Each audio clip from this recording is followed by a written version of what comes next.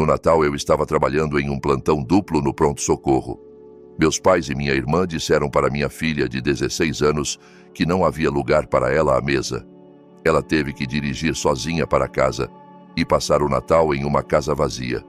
Eu não fiz escândalo. Em vez disso, tomei uma atitude. Na manhã seguinte, meus pais encontraram uma carta na porta e começaram a gritar. Na véspera de Natal, cheguei em casa por volta das 23h45 exausta. Tinha feito compressões em um homem que insistia que estava só cansado. Ele também estava roxo. Foi esse tipo de plantão. Então, quando vi as botas da Beatriz perto da porta, meu primeiro pensamento foi que alguém estava sangrando. Depois, vi o casaco dela jogado no braço do sofá. A bolsa de pernoite ainda fechada. E ela, encolhida no sofá naquela posição apertada e desconfortável, como se não confiasse nos móveis. Fiquei parada ali, esperando a lógica me alcançar. Ela deveria estar na casa dos meus pais, para dormir lá. Tradição. Ela implorou para dirigir sozinha. Acabara de tirar a carteira e estava orgulhosa. Meu marido e eu estávamos em plantões longos, então o plano fazia sentido. Até que não fez mais. Beatriz? Eu disse baixinho. Ela abriu os olhos na hora, como se não estivesse dormindo de verdade. Oi. Por que você está aqui? Ela se sentou devagar, deu de ombros. Eles disseram que não tinha espaço. Pisquei. Espaço onde? Na mesa. A voz dela falhou no meio. Ela tentou disfarçar com outro dar de ombros. Não funcionou. Eles disseram que não estavam me esperando, que já tinha gente demais. A vovó disse que não podia simplesmente arrumar outra cadeira de última hora. Ela parecia estressada, como se eu estivesse sobrecarregando ela. Mas você chegou na hora certa. Sim, bem na hora. Ela abriu a porta e pareceu surpresa, como se eu tivesse aparecido no feriado errado. Fez uma pausa. Depois disse que não tinha cama sobrando também. Lá estava. A desculpa reserva. Ela disse que não queria que eu dirigisse de volta tarde da noite, mas também não sabia onde me colocar. Então eu fui embora. Alguém se ofereceu para te levar para casa? Não. Fiquei olhando para ela. Pelo menos te deixaram comer. Outro dar de ombros. A mesa estava lotada. A Larissa estava no meu lugar de sempre. O vovô estava conversando com ela como se fosse uma rainha. Ninguém olhou para mim. Aí, a vovó disse: está uma casa cheia esse ano. E a tia Juliana assentiu. Então, eu fui embora. Ela olhou para a mesa e acrescentou: fiz uma torrada. Virei e vi. Uma fatia só em um guardanapo de papel, fria e um pouco torta. Metade de uma banana do lado. Aquilo era o jantar de Natal dela. Senti algo se enrolar no peito. Não raiva, ainda não. Só aquela sensação fria, vidrada, logo antes de quebrar. Eu não estava com fome mesmo, ela disse. Não de verdade. Foi quando os olhos dela começaram a encher. Ela lutou. Meu Deus, como lutou. Olhou para cima. Piscou forte. Mordeu o lábio como se pudesse mastigar para fora da emoção. Eles fizeram parecer que eu estava impondo. Ela sussurrou. Como se aparecer depois de tudo planejado fosse grosseria. E aí ela chorou. Baixo e devagar. Como uma torneira que não fecha direito. Eu ia levar uma torta, ela acrescentou. Mas pensei que já teriam comida suficiente. Sentei do lado dela. Passei o braço pelos ombros.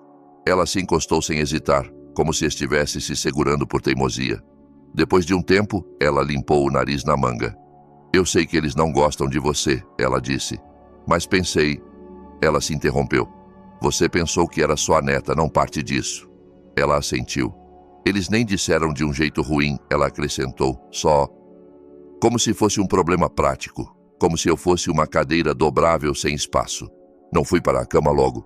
Fiquei na cozinha, olhando para a bolsa dela, ainda fechada. Ela tinha arrumado com tanto cuidado. Escolhido o suéter que minha mãe disse que gostava. Levado uma latinha de biscoitos que ela mesma fez. Abri a geladeira. Não tinha nada especial lá. Não tínhamos planejado um Natal reserva. Por quê? Confiávamos neles. Essa era a parte que eu não conseguia superar. Não a torrada fria ou a falta de comida, nem que ela dirigiu sozinha no escuro. É que eles olharam nos olhos dela. Essa menina doce, desajeitada, corajosa, que apareceu na hora com biscoitos e um sorriso. E disseram, com 28 pessoas lá dentro, que não tinha espaço para ela. Eles não quiseram dizer sem espaço, quiseram dizer não para você. Na manhã seguinte, meu marido chegou, a Beatriz ainda dormia. Contei o que aconteceu. Ele ficou parado um bom tempo, depois disse: "E agora, o que fazemos?" Não respondi, ainda não, mas já sabia. Porque existe dar a outra face e existe virar as costas para uma menina de 16 anos que só queria ser incluída.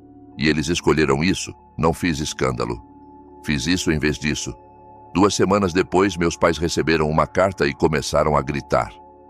Não lembro a primeira vez que me chamaram de esquisita, provavelmente antes de eu saber o que a palavra significava. Quando tinha 6 anos, encontrei um pássaro morto e perguntei se podia dissecá-lo. Não para ser esquisita, só queria entender como funcionava. Minha mãe bateu na bancada da cozinha e disse: "Jesus, Ana, o que há de errado com você?" Minha irmã Juliana gritou e contou para todo mundo que eu estava tentando criar um zumbi. Fui castigada por assustá-la. Isso meio que definiu o tom. Eu amava livros de anatomia, queria um microscópio de Natal, fazia perguntas sobre fluxo sanguíneo no jantar. Na escola, era eu quem levantava a mão de verdade. Na minha família, isso bastava para te rotularem de exibida. Ninguém mais foi para a faculdade. A maioria nem terminou o ensino médio na primeira tentativa. Eu era a única que estudava durante os comerciais. Ou estudava de todo. Aos 12 anos, meu pai começou a brincar, meio brincando, que eu não era filha dele mesmo. Esperta demais para ser minha, ele dizia. Depois ria. Uma vez, ouvi ele discutindo com minha mãe quando pensavam que eu estava dormindo. Ele perguntou se ela já o traíra. Disse que sempre se perguntou por que eu não parecia com ninguém da família. Não dormi muito aquela noite. Nunca perguntei sobre isso. Ainda não perguntei. No ensino médio, Juliana aperfeiçoou o papel de filha de ouro. Ela era barulhenta, simpática, média na escola, mas ótima em transformar todo fracasso em história. As pessoas a adoravam. Ela sabia chorar na hora certa e garantia que todos soubessem que cuidava de mim. A coitada desajeitada que não levava na brincadeira. Ela me chamava de doutora. Esquisita na frente dos outros. Quando virei médica de verdade, mudou para doutora. Ricaça. Progresso? Quando ganhei a bolsa, a integral, meus pais ficaram estranhamente quietos, sem comemoração, sem abraço. Minha mãe perguntou com quem eu achava que ia casar, já que homens não gostam de mulheres que agem mais espertas que eles. Eu disse que talvez casasse comigo mesma. Ela não riu. Eles não me deram 1 centavo. Trabalhei como garçonete durante a faculdade de medicina. Peguei plantões que ninguém queria. Voltei para casa com pés doendo e esgotamento nos ossos. Enquanto isso, minha família achava que eu vivia o sonho. Não me visitaram uma vez. Anos depois, após a 2ª residência, peguei o primeiro emprego estável que me fez sentir que talvez não estivesse afogando. Meu marido e eu nos conhecemos em um plantão noturno. Muito romântico, se você acha exaustão compartilhada romântica. E eventualmente nos mudamos para um lugar onde podíamos pagar mais que macarrão instantâneo. Foi aí que as ligações começaram. Pode ajudar com a conta de luz? Pode avalizar esse aluguel? Pode falar com um amigo médico sobre o caroço nas costas do tio Pedro? Fiz o que pude, a maioria sem hesitar. Quando meus pais se aproximavam da aposentadoria, cedo demais e sem poupança nenhuma, eu entrei. Eles nunca tiveram casa própria, sempre alugaram. Crédito ruim, azar. Qualquer que fosse a desculpa do ano. Então, comprei uma casa modesta de 2 quartos e entreguei as chaves.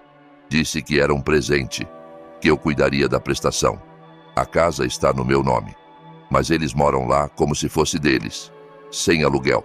Contas, pagas na maioria das vezes. Coisas médicas. Eu tenho acesso ao plano de saúde, sim. Nunca disse não. Até recentemente. Alguns meses atrás, Juliana ligou. Larissa, a filha dela, a que não erra nunca, foi aceita em um programa de verão prestigioso em STEM. Ela tem o seu cérebro, Juliana disse como se fosse elogio. Isso pode mudar a vida dela. Perguntei quanto. 1.200, ela disse. Mas vale a pena. E você, de todas as pessoas? Foi aí que parei de ouvir. Beatriz nunca foi a um programa assim. Não porque não pudesse. Ela só nunca pediu. É prática. Atenciosa. Não sonharia em exigir esse dinheiro de mim, mesmo podendo. Disse não para Juliana. Educadamente, mas firme. Disse que já cobria a prestação dos pais, contas médicas e emergências, que talvez ela pudesse pedir auxílio financeiro ou parcelar. O tom dela mudou rápido. Uau! Deve ser bom ter tudo e ainda ser tão mesquinha. Ela é sua sobrinha. Você só está com ciúme porque a Larissa vai longe de verdade. Essa última foi engraçada. Ou seria, se eu não tivesse ouvido minha mãe murmurar algo parecido uma semana depois, achando que eu não ouvia. Pelo visto, eu estava segurando Larissa. Como sempre, segurei Juliana, por ser a esperta que fazia os outros parecerem ruins. Você sabe, por existir. Não briguei, não expliquei, não justifiquei. Só disse não, e falei sério. Isso foi 3 semanas antes do Natal. Beatriz estava animada para ir ao jantar de Natal. Disse que se sentia adulta confiando nela para dirigir sozinha. Tinha arrumado a bolsa de pernoite e até embrulhado presentinhos para os primos menores. Eu disse que haveria de manhã e lembrei de mandar mensagem ao chegar. Ela mandou. Tudo parecia bem. Horas depois, entrei em casa e descobri que bem tinha sido cancelado. Beatriz olhou do sofá com um sorriso trêmulo que dizia: por favor, finja que isso não é um desastre. Ela me contou, na voz mais baixa, que a vovó murmurou sem espaço na mesa ou em lugar nenhum, mesmo ela contando 28 cadeiras em uso. Um problema de matemática com uma variável só. Ela. Ouvi. Deixei a explicação ecoar pelo quarto como uma mala caída. Depois a abracei e deixei o silêncio falar. Ela dormiu ainda com o suéter que escolheu para impressionar eles. Quando a casa acalmou, fiquei sozinha na cozinha, olhando o lugar onde o jantar de Natal dela deveria estar. Repassei cada prestação, cada conta de luz, cada só essa vez Ana que virou para sempre.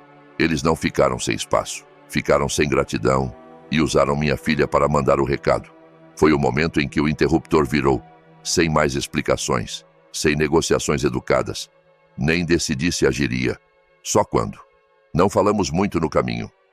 Meu marido sentou do lado em silêncio, a mão leve no meu joelho como um fio terra. Não reconfortante exatamente. Só sólido. Presente. Isso bastava. Amanhã depois do Natal sempre tem aquela quietude fofa, como se o mundo ainda estivesse de ressaca de açúcar e papel de presente. Eu só esperava que a casa estivesse vazia. Não estava. Ainda tinha 2 carros extras na garagem. Reconheci um como o de Juliana. O outro, provavelmente de algum primo que ficou para as sobras. Saímos. Segurei o envelope apertado. Não tinha dormido. O plantão. A cena com Beatriz. A bandeja fria na bancada que ainda não fora limpa. Tudo zumbia no fundo da mente como um fusível queimado. Toquei a campainha. Esperei. Ninguém veio. Toquei de novo. Bati. Nada. Vamos só deixar, meu marido disse gentilmente. Fiquei mais 1 segundo, depois assenti. Voltamos para o carro. Enfiei uma envelope com cuidado na moldura da porta para não voar. Estava abrindo a porta do motorista quando ouvi o rangido da tela. Um passo de chinelo. Virei. Minha mãe saiu, enrolada em um daqueles hobbies felpudos que usava nos feriados, do tipo que se gabava de comprar com 90% de desconto. Ela se abaixou, pegou o envelope, abriu e leu. O rosto dela ficou vazio, depois pálido. Depois gritou: João! A voz rachou como um fio partido. João, vem aqui! Ela está nos botando para fora. Meu pai apareceu na porta com a roupa de ontem. Que diabos! Juliana veio atrás, ainda de pijama de Natal, segurando uma caneca como se achasse que seria uma manhã aconchegante. O que está acontecendo? Minha mãe virou e apontou pela garagem como se eu fosse um animal de rua que mijara na varanda. Sua ingrata. Entramos no carro e saímos antes de eu pegar a frase inteira. Não importava. Eu conhecia os sucessos. Quando chegamos em casa, meu celular já vibrava. Ignorei. Depois vibrou de novo. E de novo. Na 6ª vez, atendi. Como ousa? Minha mãe gritou, sem oi, sem pausa, nem fingimento de preocupação com Beatriz. Você enlouqueceu. Segurei o celular longe da orelha. Ainda ouvia meu pai berrando ao fundo. Se fizer isso, você não é mais filha nossa. Ele trovejou. Eles não perguntaram por quê. Não perguntaram o que aconteceu. Nem mencionaram Beatriz. Nenhuma vez. Desliguei. Eles continuaram ligando. Juliana começou a mandar mensagens. Acho que uma até disse: isso vai arruinar sua reputação. Pense na sua carreira. Ah, querida, meus pacientes não ligam onde meus pais moram. À noite, meu celular parecia ter passado por um término. 32 chamadas perdidas, 14 mensagens, 3 recados. Um primo até teve a ousadia de mandar: "Não é da minha conta, mas isso parece extremo. Só se tem uma mãe." Não respondi nenhum. Na manhã seguinte, bateram na porta. Olhei pelo olho mágico. Claro, minha mãe. Estava na varanda com o mesmo hobby felpudo, segurando a carta de despejo. Agora amassada e úmida, como se a espremesse por 2 horas. Abri a porta, mas não convidei para entrar. Ela não esperou. "Você vai fazer isso mesmo?" sibilou. "Depois de tudo que fizemos por você?" Deixei isso pairar um segundo. Depois disse baixinho: "Você quer dizer a casa que comprei para vocês? As contas que paguei? O plano de saúde que arrumei porque o SUS não cobria os remédios de pressão dela?" Ela recuou. Por um milissegundo. Depois se endireitou, olhos afiados. "Nós te criamos. Te demos tudo. Vocês nem deixaram minha filha jantar", eu disse. Isso a parou. Brevemente. Mas ela se recuperou rápido. "Não seja dramática. Não tínhamos cadeiras suficientes." "Tinham 28 pessoas lá", eu disse. "Até um vizinho." Os lábios dela se apertaram. "Não mandei essa carta para ser cruel", acrescentei. "Mas se acham que podem tratar Beatriz como descartável..." "Ah, pelo amor de Deus!" Ela explodiu animada de novo. "Pare de agir como se fôssemos monstros. Você é quem está rasgando a família por um mal-entendido e agora ameaça os próprios pais?" Ela ergueu a carta como prova em um julgamento. Depois, e juro que isso pareceu teatro, rasgou ao meio. Ficou ali e partiu no centro, como se isso anulasse o processo legal. "Pronto", ela disse. "Acabou. Agora, se quiser que te perdoemos, pague o programa de ciências da Larissa e pare com essa birra ridícula." Ela sorriu como se tivesse resolvido tudo. Não disse nada, porque foi o momento em que percebi. Eles não me levavam a sério, nem por um segundo, nem quando era criança, nem quando virei médica, nem agora. Para eles, eu ainda era a menina desajeitada, obcecada por ciência, que devia ser grata por migalhas e ficar no lugar. A menina que ressentiam, mas nunca respeitaram de verdade. Achavam que eu não seguiria em frente, mas estavam errados. Deixei minha mãe sair da varanda, murmurando sozinha como a heroína de uma peça trágica, e fechei a porta, baixo, calmamente. Mas na minha cabeça, já planejava o próximo passo. Minha mãe rasgou a carta de despejo como se fosse um folheto de limpeza de calha, bem na minha frente, logo após me acusar de egoísta, sem amor e instável emocionalmente. Depois teve a audácia de sorrir e dizer: "Pague o programa de ciências da Larissa e te perdoamos." Ela disse: "Te perdoamos", como se fossem as vítimas. Como se virar as costas para minha filha na véspera de Natal fosse um lapso de etiqueta em vez de crueldade. 2 dias depois, me reuni com um advogado. Expus tudo. Casa no meu nome. Prestação que paguei por 7 anos. Contas. Plano odontológico. Sacrifícios quietos. Ele nem piscou. "Suponho que queira um despejo formal", disse, como se falasse do tempo. Assenti. A notificação saiu na mesma semana. 60 dias. Legal. Papel carimbado. Assinatura exigida. E dessa vez, não podiam rasgar e fingir que não existia. Continuei pagando a prestação. Não ia deixar meu crédito sofrer por uma declaração. Mas o resto? Acabou. Luz, TV a cabo, reembolsos médicos. Eles tiveram uma aula rápida do que é sem apoio de verdade. 2 semanas depois, alguém bateu na porta. Era a tia Helena, a tia boa. Ou assim eu pensava. Tinha uma lata de biscoitos e um olhar ensaiado de preocupação. "Ana", disse, "só quero conversar." Deixei entrar. Já sabia por quê. Sentamos na cozinha. Servi chá. Nenhuma tocou. "Não parece coisa sua", começou. Lá estava. "Botar os pais para fora por um mal-entendido", acrescentou gentilmente. Ri uma vez. Sem bondade. Contei sobre a casa, as contas, a traição na véspera de Natal. Como meus pais arrumaram lugar para 28 pessoas, incluindo um vizinho e 2 primos que não via há uma década, mas não para a neta deles. Tia Helena empalideceu. "Eu não sabia", disse. "Eles não contaram", corrigi. Ela saiu como quem não podia desouvir o que ouviu. 3 dias depois, mandei uma mensagem. Não entendia antes. Agora entendo. Uma semana antes do prazo, o advogado ligou. Eles não se mudaram. Nem um pouco, disse. Então prosseguimos, respondi. Anunciei a casa no mesmo dia. Preço justo, não alto. Não queria espremer valor. Só acabar. Um comprador ofereceu rápido. Famílias amam aquela área. Só queriam vazia. Posse vaga exigida, lembrou o corretor. Anotado, disse. Não fui no dia da remoção. Os novos donos cuidaram pelos canais legais. Ouvi que não foi bonito, mas o que veio depois não foi melhor. Juliana os acolheu. Claro que sim. Minha irmã sempre gostou de fingir ser a filha melhor. Deu entrevistas para primos como se fosse turnê de imprensa. Ela os está abandonando, disse. Tudo por um erro de feriado. 3 semanas depois, estava na minha porta. Olhos vermelhos, cabelo em coque bagunçado. Não aguento, disse, sem nem oi. Brigam o tempo todo. Mãe acha a sala pequena. Pai diz que meus filhos são barulhentos. Recusam dividir banheiro. Estou enlouquecendo. Precisam de um aluguel, disse. Pelo menos ajude com a caução. Não, Juliana. Você viu ela ser mandada embora na véspera de Natal e só ficou parada. Foi escolha sua. Essa é minha. Ela piscou, virou e foi embora. Uma semana depois, ela os botou para fora também. Eles acabaram em um aluguel que ninguém se gabaria. 2 quartos, um aquecedor. Degrau da frente inclinado como um dar de ombros. A aposentadoria mal cobria aluguel e comida. Acabaram as viagens, jantares, o cruzeiro que miravam para o aniversário de casamento. Tentaram chamar simpatia da família estendida. Alegaram que eu os cortei sem aviso, que era instável, que sempre fui fria, mas aí eu já tinha falado quieto com tios e primos. Mandei cópias das contas pagas. Encaminhei a carta de despejo, datada e certificada. Um primo só respondeu, uau. Outro mandou um joinha. A família não corria para salvá-los, e nem eu.